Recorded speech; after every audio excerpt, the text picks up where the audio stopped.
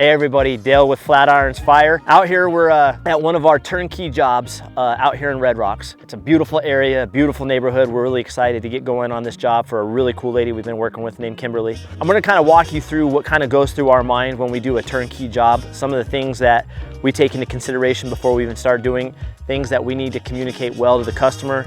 A lot of times, sometimes a contractor takes certain things for granted and it's second nature to us, but we got to make sure the customer is on the same page and nothing gets lost in translation. When we first started Flatirons Fire, it was called Black Hills Fireplace. We kind of touted ourselves on doing turnkey packages. We're a home builder by trade. We've been building houses for 25 years. When we got into the fireplace business, we really wanted to start doing everything turnkey. Well, over a couple of years, we got so busy with fireplaces, we kind of stepped away from that and we would just kind of focus on the fireplace jobs. We would just do the fireplace and let the customer or the contractor handle all the other phases for it. Fast forward a couple of years, we actually wanted to get right back into the turnkey part of it. One, the revenue is good, but more importantly it is a nightmare for a customer to try to call an electrician, call a gas person, call a framer, call a tile guy, call a carpenter. So we decided we needed to make our life a little bit easier and definitely make the customer's life a little bit easier by going back to being a turnkey business. So that was definitely a lesson we learned throughout the years, but we are definitely back to doing turnkey when it comes to our outdoor projects and our fireplace/remodel projects. So I'm gonna walk through a couple of basics on this job, kind of show you the things that we're gonna worry about on the exterior, things that we're gonna worry about on the interior, and we'll circle back when the job's all done and during the process. And we'll kind of show you kind of how the job went and kind of show you the good, the bad, and the ugly.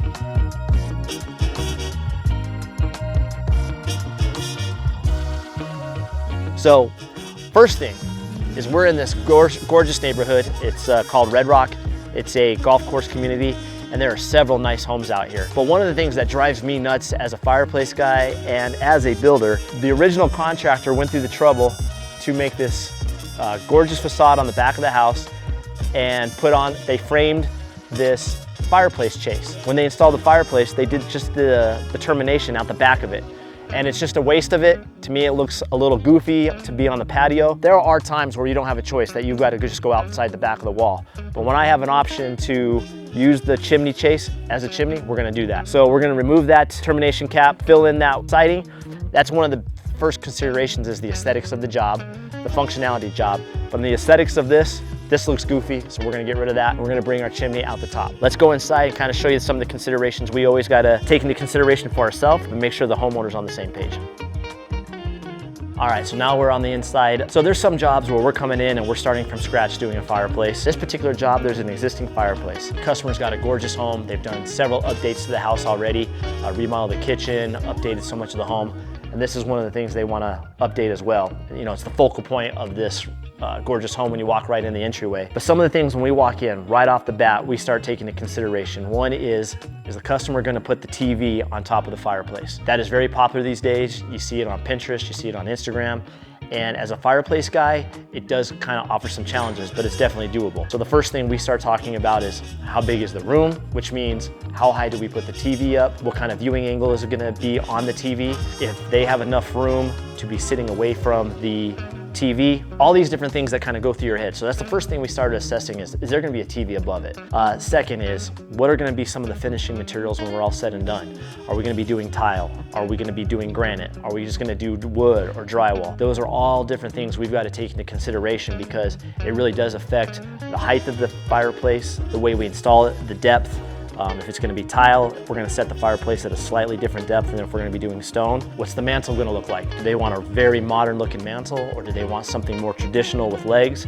How far can it stick out? Every single fireplace is going to have its own different rules too. So we may put in a heat and glow 6K fireplace. We can put the mantle at a certain height, whereas on a Napoleon AX36, they have completely different rules. First, we have to start out with what the aesthetics are that the customer wants, the functionality they need, and what kind of materials we're going to be going with. As we go through this particular project, we're going to show you the fireplace, what the rules are on where the mantle goes with that fireplace, with the finished materials, where the TV is going to go, and how we work with different trades.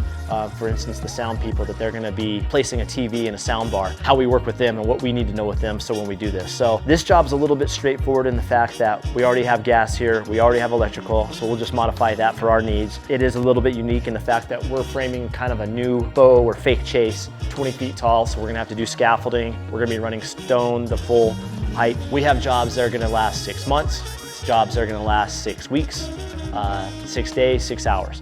This job is gonna be about a 6-day job. We're gonna kind of show you what happens on day 1, what happens on day 2, day 3, so on and so forth, and kind of just tell you a little bit of how we run our business and what's a good expectation. If you're thinking about doing a fireplace in your house, whether you use us or somebody else, things that you should expect from your contractor and things that we think are very important, not only for the aesthetic, but for your safety and the functionality of the fireplace.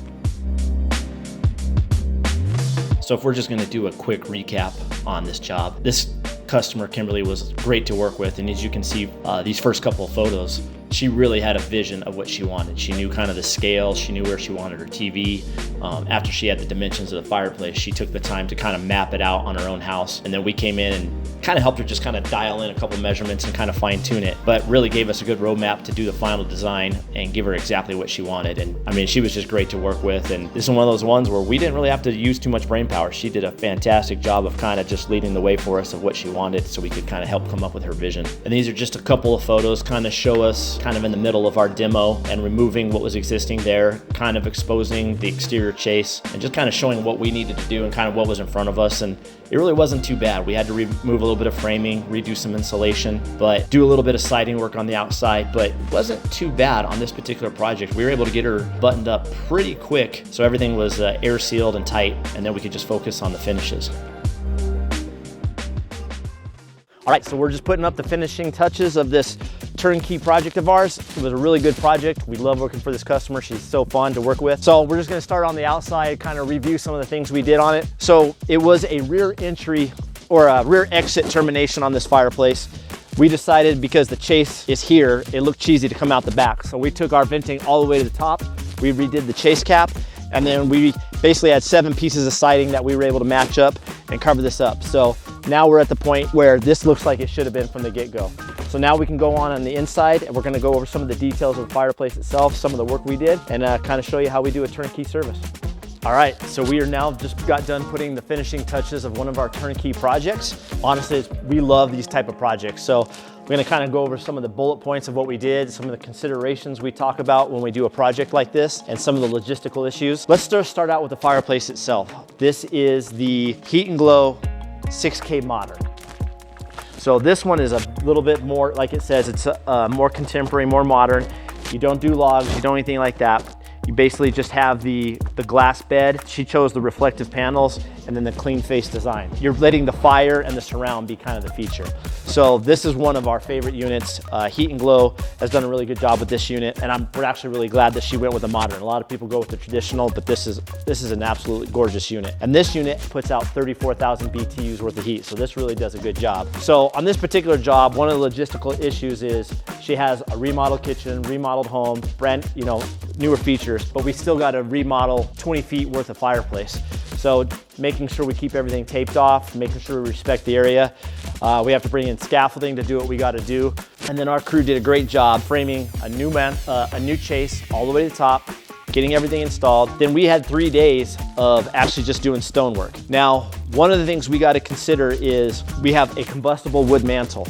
So typically we have to have that sitting up a little bit higher than we do with this fireplace, but we're able to come down lower because if you look at the top, we have a feature called the passive heat kit from Heat and Glow. So that allows so much of the heat from the fireplace to kind of work its way through the chase, come out towards the top, which seriously reduces the temperatures underneath this wood mantle. And so we can be within 10 to 12 inches of the fireplace, which then allows you to bring your TV down a little bit higher too, so you have a nicer viewing area. If we did not use that kit, then this mantle would be sitting up quite a bit higher. So that's why we like using that passive heat kit. And if you'll notice in this room, with all that heat up there, we gave her replaced the fan and put a bigger fan in there, and that actually forces some of the heat right back down. So those are some of the big features of this. A typical project like this, when we have a little bit of exterior work, a lot of interior work, takes us about 5 days. We have about a day of demo, we have a day of framing, and then we have 3 days of doing the stonework and some cleanup. And then one of those days we were in the shop building the mantle and then we come back and install it and do the final little touch-ups. So those are kind of the bullet points of this job. We really enjoy doing projects like this. This customer was fantastic to work for. We had one delay where the stone got delayed a little bit. We had talked about that, how you know, having to break to the customer that we had a delay in stone.